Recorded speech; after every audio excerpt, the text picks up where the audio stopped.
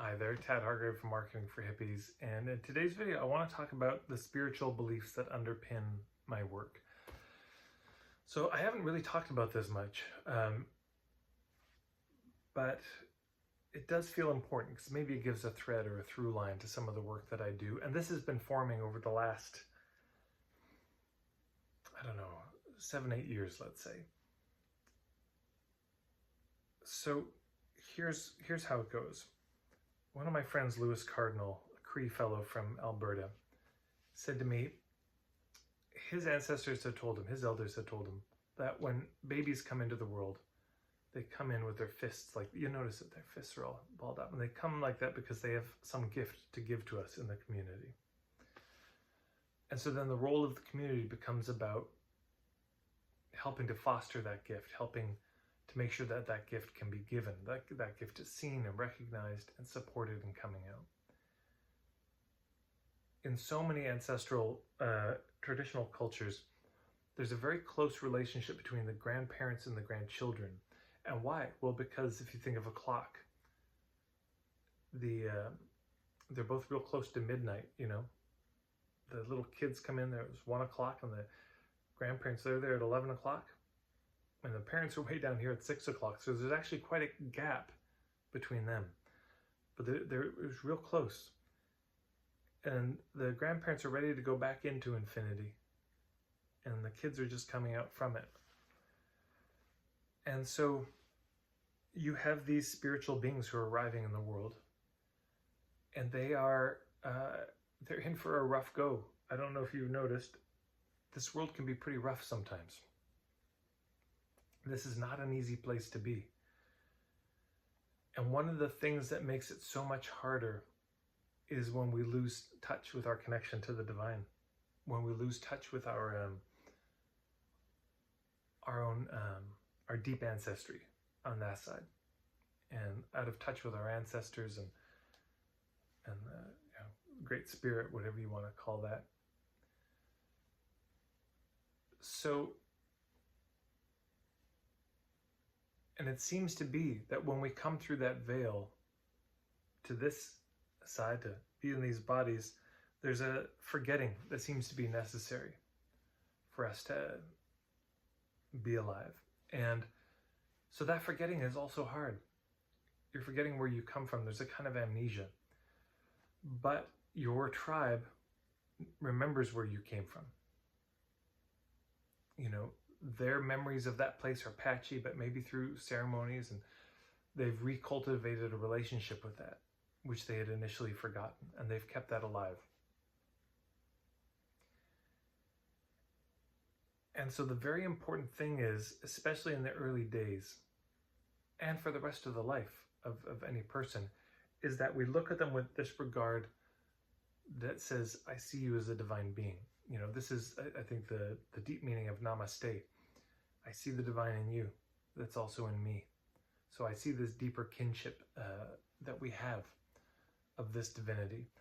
And the willingness to look at people in such a way and to treat them in such a way that reminds them of their own divinity, whether or not they remember it or not. You know, we look at them in such a way that they can't help but see themselves as more divine and kind of remember it because of the way they're being looked at, because of the way they're being treated. I mean, I don't care how deep your connection to spirit is. You can go through some rough stuff and it just has you question everything. So the way that we regard people and relate to people is, to me, a spiritual practice.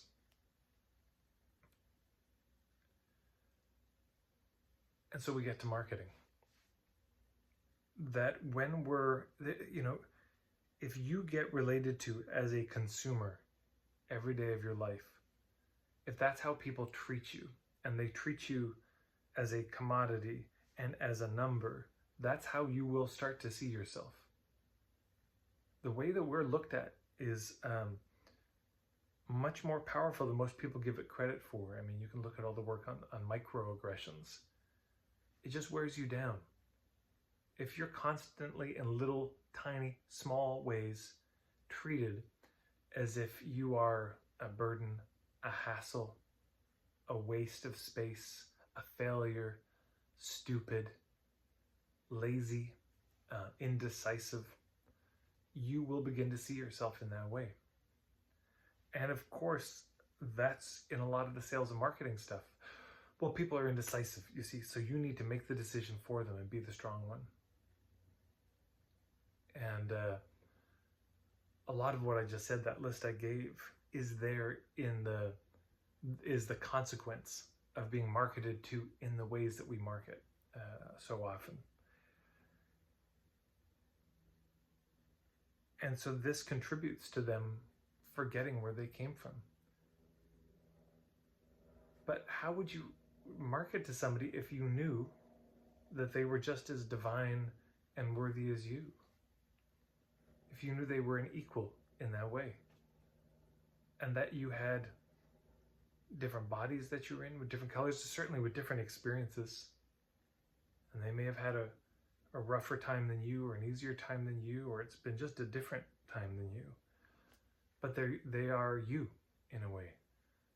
They come from the same place that you come from. They have that same divine spark in them. Well, you would treat them really well. You would treat them with such respect, with such regard. And especially you might treat them really well because you recognize in them, you're like me. You're a spirit that came to this world, and you maybe can't even remember exactly why you came. But it's hard here, isn't it? It's really rough in this world. I mean, aside from all the bad ways we treat each other in a commonplace way, well, there's war and there's famine. There are natural disasters. There's comets that seem to come with more regularity than we'd like to admit. There's all manner of cataclysm, genocide. There's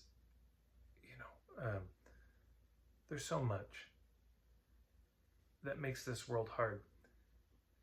And so in our marketing, we can be part of the force that helps them remember their goodness, their divinity, the source that they came from, just in the way that we treat them.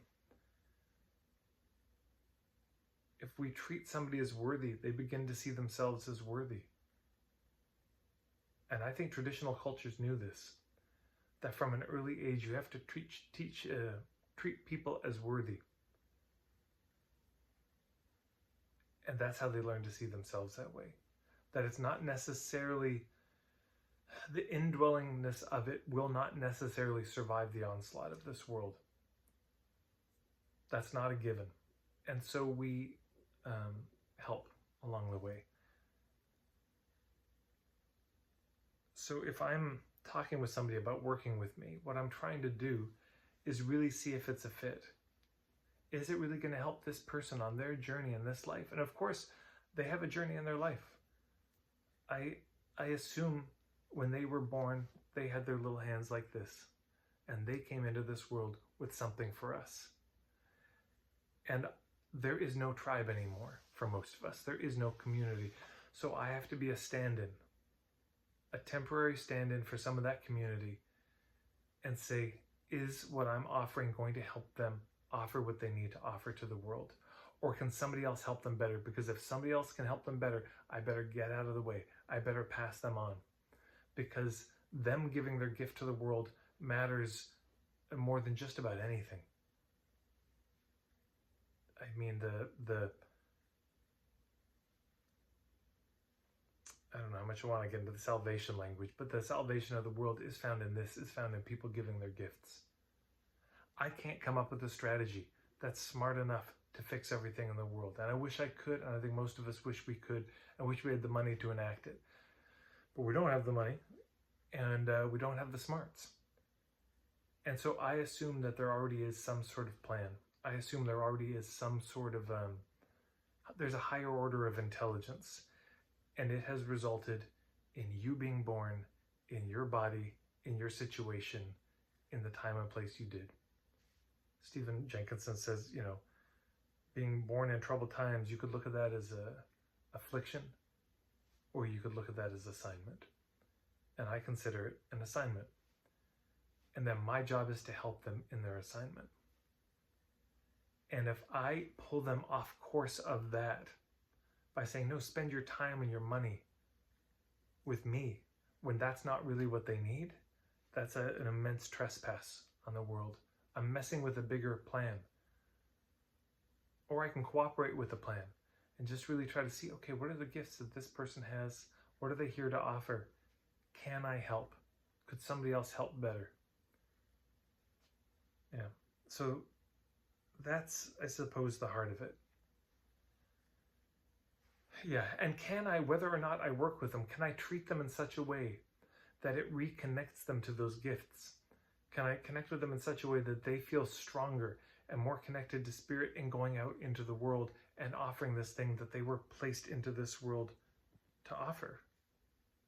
They were entrusted with something. So, and then they entrust their time to me in a conversation, if they do. So then we just have to take it seriously. It ups the ante, it ups the stakes on what we're doing in all these conversations. That there's a bigger picture than whether they buy from me right now or not. Whether they buy from me or not is not the main conversation. Whether they do what they came here to do, that's the main thing. And if I treat them also in a way that is coercive and is manipulative, inherent in that is my communicating to them that I don't think they're smart, I don't think they're worthy, I don't think they have what it takes to manage their own life, that they are not deserving of respect. That's all there. And if I do that, I'm a part of the force of this dominant society that is grinding them down. And maybe grinds them down to a point that they never recover from, and so they never give those gifts, and the whole world is poorer in ways that I'll never know, and they'll never know. But we'll both be living in the consequence of it. So that's it. There's probably more. I'm open to questions if you have particular questions on this. But I thought I'd share that because it came to me the other day fairly clear in a way that it hadn't been clear for me before. So I thought I'd share it with you. So there you go. If you like these videos, of course, please subscribe. It does help. Give them a little like. It helps share it up. And then please share these videos. It's a real big help for me. And if you just want to follow me in general, I'm on Instagram, TikTok, and Facebook. Thanks so much, everybody.